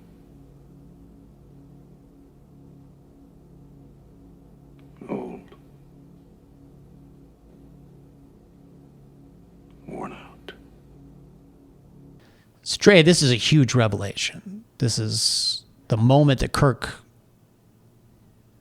who really kind of knew he had a son but knew he wasn't welcome, also finds out that that son never knew that he was his father. Yeah. Talk about ego bruising. Well, I mean, this is lined up with his wrestling with retirement and getting older and having another birthday and wondering what his purpose is. And then he discovers not only does he have a son, his son hates him. Well, yes. Well, his son dislikes him. But his son is a remarkable person. Yeah. His son is contributing to an innovation that is so groundbreaking. It really pivots them. It pivots scientists. It pivots people into a completely, new pathway. This is maybe another version of best of times, worst of times. Like, what an amazing, this is an exhilaration. This is a discovery. And it's also a loss and a tragedy. Mm-hmm. I wasn't in this kid's life while he was being brought up. And he thinks of me in a certain way. He believes that I'm self-centered and narcissistic and that I didn't care, and those aren't accurate. They're not entirely accusations. Inaccurate. Well, I would say they're not accurate, but they're shaped from it's somebody else's perspective. Yeah, and also like Dr. Marcus cares about Kirk. She's not like full of animosity. No, she's not cold toward him at all. She's very warm toward him. It's an interesting decision. Yeah. Because there was no guarantee. He could have still got, the kid could have made his own choice. Yeah. He had agency. It wasn't as if there's some rule that as the kid of Captain Kirk, you got to join Starfleet. Right. But when you're the kid of Captain Kirk, there's a legacy there. There's a pressure there. Yeah. You got to live up to the legacy of your father. Sure. I don't know that he would have remained on Regular One to create Genesis. He would have become the next great universal captain or admiral of Starfleet. Yeah. And maybe this is very obvious or this was intentional, but the concept of Genesis is to birth new life. And this kid represents that. This is almost a celebration in a way of, the future is vast and has potential, and there's something sort of like celebratory about all of this. Yeah. What's not celebratory, it's actually quite the opposite, is that the attacks on the Enterprise results in radiation exposure. And it's Spock who decides to be the solution. Yeah. And sacrifice himself. And I will say this, and I notice it every single time, and it kills me every single time. And by the way, this is a movie that makes me cry like a baby every time. And I appreciate you for not making a big deal out of it when I was sobbing there next to you. But he thinks there's a wonderful shot where he thinks for a moment and immediately just twists out of his chair, walks right over to the turbo lift. Like, oh, gotta go. I'm going to go save the day because the needs of the many outweigh the needs of the few. He's very decisive. He's interrupted. Yeah. They don't want him to do this. They try to stop him. Scotty and McCoy try to tell him not to go in there because the radiation will kill him. But the radiation will kill everybody. Correct. That is what I understand is about to happen. Yeah, basically the engines can't work properly because there's too much radiation built up. Something needs to release the pressure. The only way to release that pressure would be to go in there and physically remove the cap to it and release that pressure.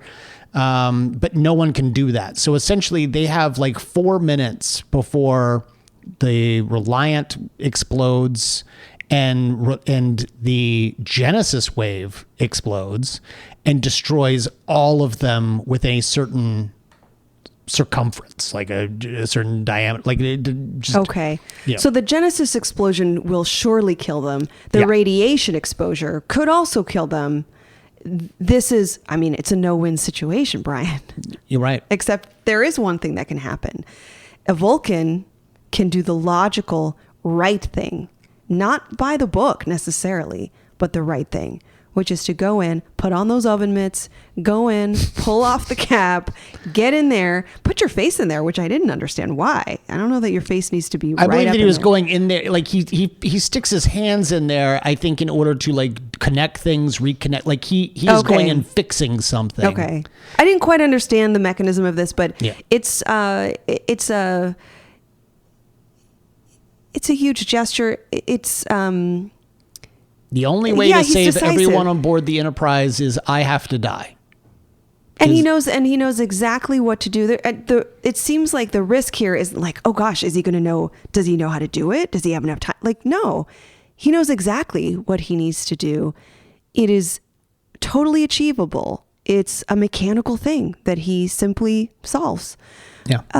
And then Kirk is in a bit of a moment of celebration, knowing that Khan is no longer a threat, but is informed that Spock is down in engineering trying to figure this out, and he looks to the chair, and Spock's chair is empty. Well, he believes, as so many times in the past have proven, Scotty got him out of it. Like he keeps saying, "Mr. Scott, I need warp speed in 3 minutes or we're all dead. I need warp speed in 2 minutes or we're all dead. And Scotty in the past has always been able to figure out a way to get them out of it. But Scotty at this point cannot do it. There is nothing that Scotty can do about this. And he says, engineering, good job. You did it. We got out. Ah. And then McCoy says, Jim, you should come down here.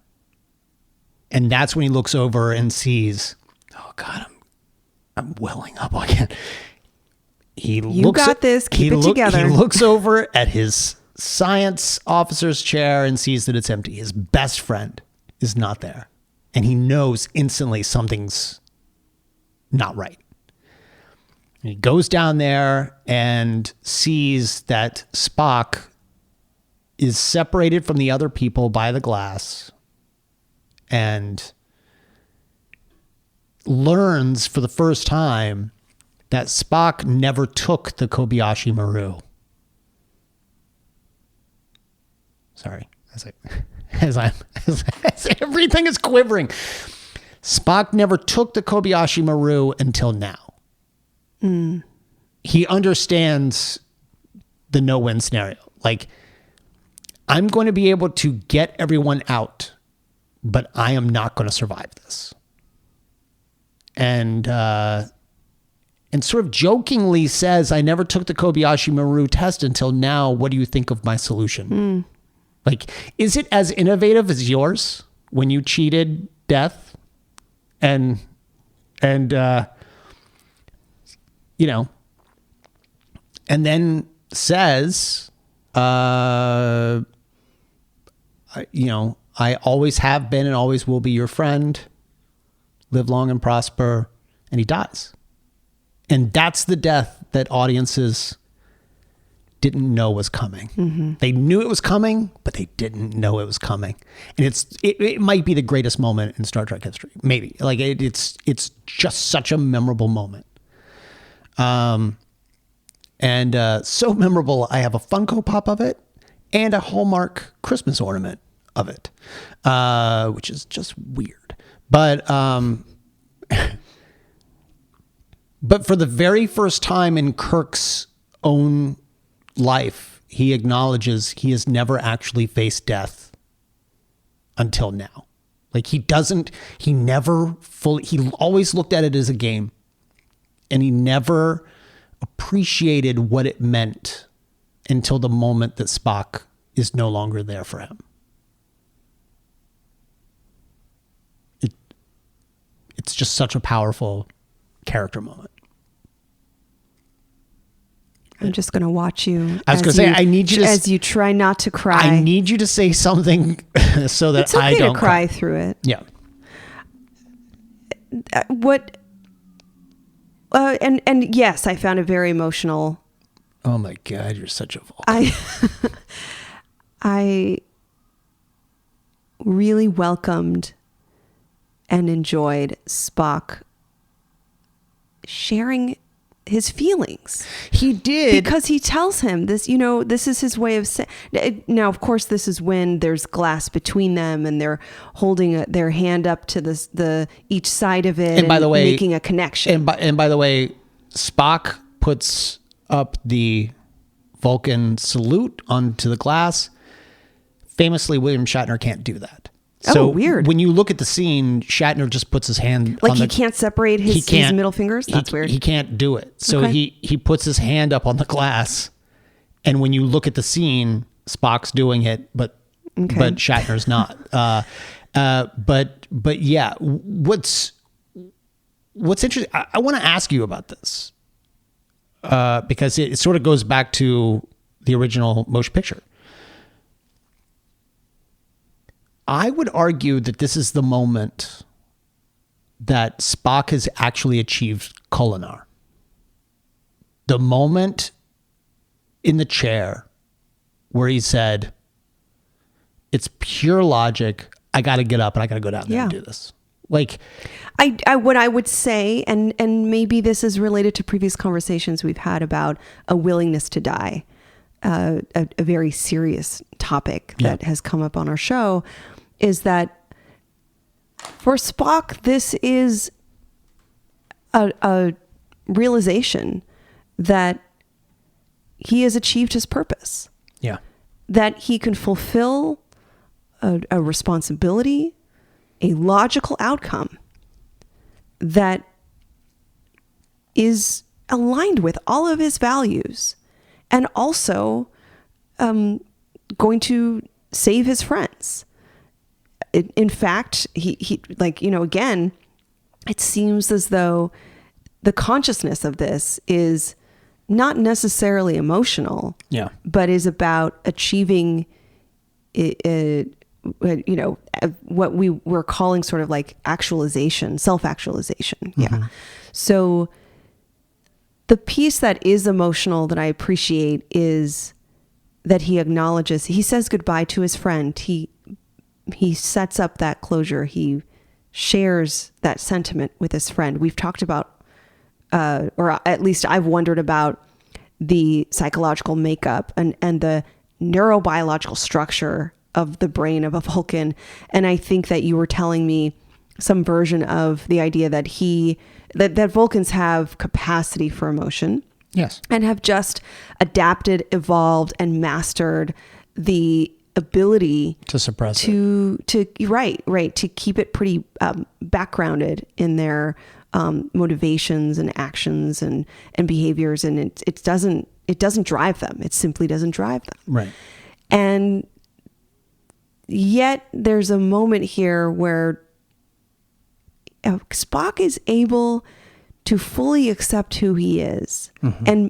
And yes, while I agree, like he's achieved Kolinar, but I think he's also achieved a sense of self-preservation and full acceptance. Yes. Of I'm doing what logic drives me to do. Yes. And I'm allowing myself a sense of emotion for this goodbye. So I want to be clear. I think the moment he's sitting in the chair is the moment that he fulfills Kolinar. Yeah. I think the moment in the glass cage, if you will, talking to Kirk is something else entirely. Well, yes, he is now elevated beyond exactly. Kolinar. He's transcended. It's almost like, I think we're saying the same thing, where he's mastered Kolinar and feels at peace with knowing he's achieved that mastery, and then he's transcended the simplicity of that and deepened his human Vulcan understanding, identity, actualization by fulfilling this big, this big action, this Yeah. sacrifice, Yeah. and spending literally the last seconds of his life in a moment of no, I'm gonna cry. Oh my gosh, what have you done to me? In a moment of emotion. Yeah. Yeah. I think you belong in this franchise. Like, yes, you are 100% right. He has transcended what it means to be Vulcan. He has transcended what it means to be human. And he is a perfect combination of the two. And this moment is brilliant. I want to ask you, because I think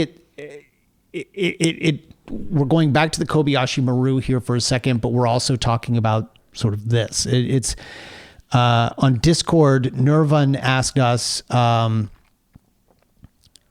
like to ask about your thoughts about the Kobayashi Maru. Kirk, of course, quips that it's a test of character and that it's how we face death, or that how we face death is at least as important as how we face life. And this is something that comes back here in a moment after Spock's death. And he says, but I wonder, yes, life does throw no-win situations at us, but gotta ask, do you feel setting up someone deliberately to fail is a good idea? Lieutenant Savick, of course, was never told beforehand what she was getting into. So I've got to ask, from a psychologist's perspective, do you think there are better ways to help people come to grips with being unable to win no matter what you do?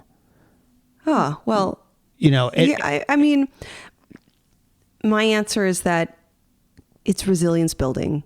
We should all have unexpected failure. Yes. We should all have the experience of holding desires for a good outcome and those things not happening to us. Yeah. And it's best when it's not fake, when it's not simulated. It's best when it's real. And I think she knew that the simulation was false, but the experience of the no-win, that was real. Yeah. Yeah. Khan is dead. He has exploded the Genesis device. The Genesis device is using the Reliant and all of the matter around it to create a new planet. It's new life being born out of death. And Kirk looks at it, and for the first time since the beginning of the film, Carol walks up to him and says, how do you feel? And his response is, young. I feel young. Suddenly, Kirk is reborn in this moment. Yeah. He's now faced death in a way that he never has before, which is another wonderful conversation that he has with his son, David, where he openly acknowledges that he's done nothing but cheat death his whole life. He's used it as a game, as I mentioned. And now he has fully experienced what it means. And as a result, he now feels young as he looks at this Genesis planet in development. I'm not even going to talk about the funeral. You know what? I am going to talk about the funeral because there are two moments in here that are important. For starters, I think it's the most beautiful line of the movie, where Kirk says, of all the souls I've encountered in my travels, his was the most... You can do it. It's funny because I basically broke around the time that he does. His was the most human. And then it cuts to a shot of Savick. Crying. Which, by the way, people have said, and I haven't read the screenplay, but apparently in Nick Meyer's screenplay, she is listed as being part Vulcan, part Romulan. I think that is the problem with Vulcans, is too many people want them to emote and they can't. It creates a real problem. So wait, why is that a problem? Because in this moment, it's a great moment where Saavik has a tear run down her face. But as a Vulcan, she should be celebrating the fact that what Spock did was purely logical. Right. Yeah, absolutely. We're all alive because Spock went down and why is everybody having such a hard time with this? But the fact that you see Kirstie Alley as Saavik have a tear run down her face, people really had a problem with that because they're like, she's Vulcan. She can't. And apparently in the bonus features, Nick Meyer says, the crew person says, are you going to let her do that? And Nick Meyer, who again doesn't really know Star Trek, is like, why wouldn't I? And he's like, she's a Vulcan. She's not supposed to have. And Nick Meyer's response was, that's what makes her such an interesting Vulcan. I agree. I was just about to say, but something about this moment is unique. And it's something to say, well, her colleague died, another Vulcan died. And kind of an icon of Vulcans. There's a deepening of this. It's not simply this was an untimely death and they did the right thing. This is a hero that she felt connected to in some way, that she looked up to. Her connection to leadership. This person sacrificed themselves, and yeah, I agree. I think it gives her a uniqueness. Yeah. And I like that moment there. It's almost like even a Vulcan is going to cry now because that's how emotional. Even a Vulcan is going to cry at Spock's death. Yeah. 100%. This is how tragic and heartbreaking and pain, so wounded we all, we feel about this, is like, that threshold needed to be surpassed. Yeah. Would it shock you to go back and look at this movie and realize that at no point in time did Kirk and Khan ever share the screen? Yeah, that's really interesting. It's a submarine movie. Like they never once had a scene together in the making of this movie. There was no big fight scene. There was no big, Well, and while there was violence and destruction, this was about wits. It was totally about wits. It's about chess. It's about 2-dimensional versus 3-dimensional thinking. It's about all of that. It's beautiful the way that it's done. Well, I think, as someone who's a bit of a pessimist or kind of looks at the dark outcomes, like what are we learning from this dark outcome? Yeah. Is that revenge, the search for revenge, is nothing but an overflow of anger and hatred and kind of results in nothing satisfying. If anything, you sort of destroy yourself. And that's actually research backed. Like that's evidenced in a ton of literature that shows, like, however we might feel about our ideas of revenge and how deeply we want to kind of, again, balance the books and hurt someone who's hurt us. The reality is that the achievement of actually getting revenge usually results in disappointment. Yeah. It doesn't actually yield the amount of, whatever someone's looking for, a celebration, a sense of vindictiveness, a sense of justice. Yeah.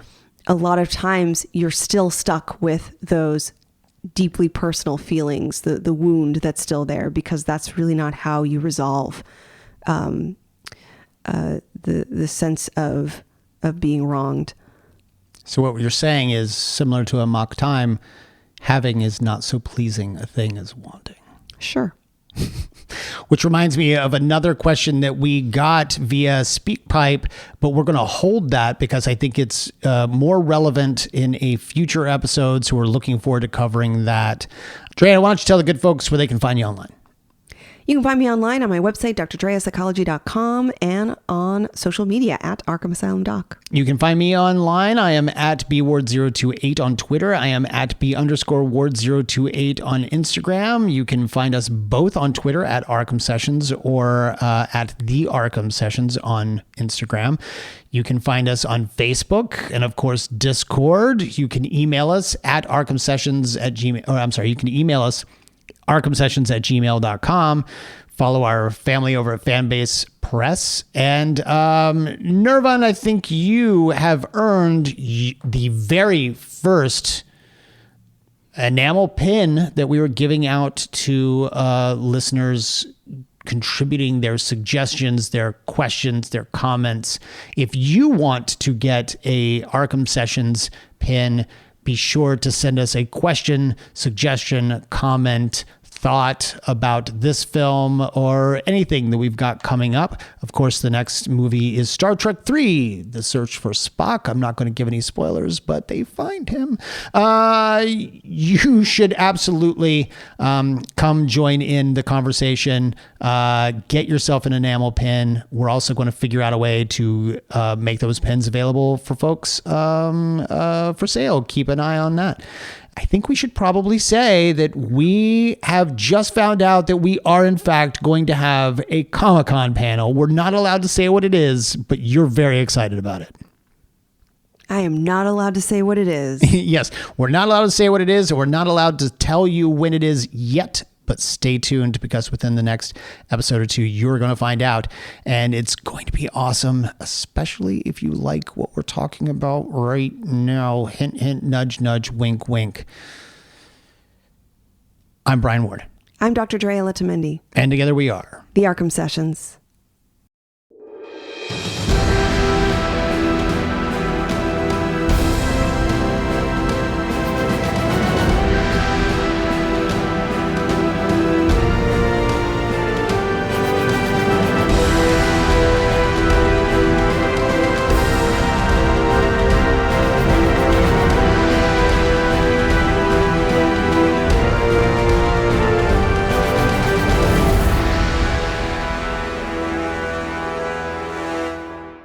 Come. I'm laughing at the superior intellect.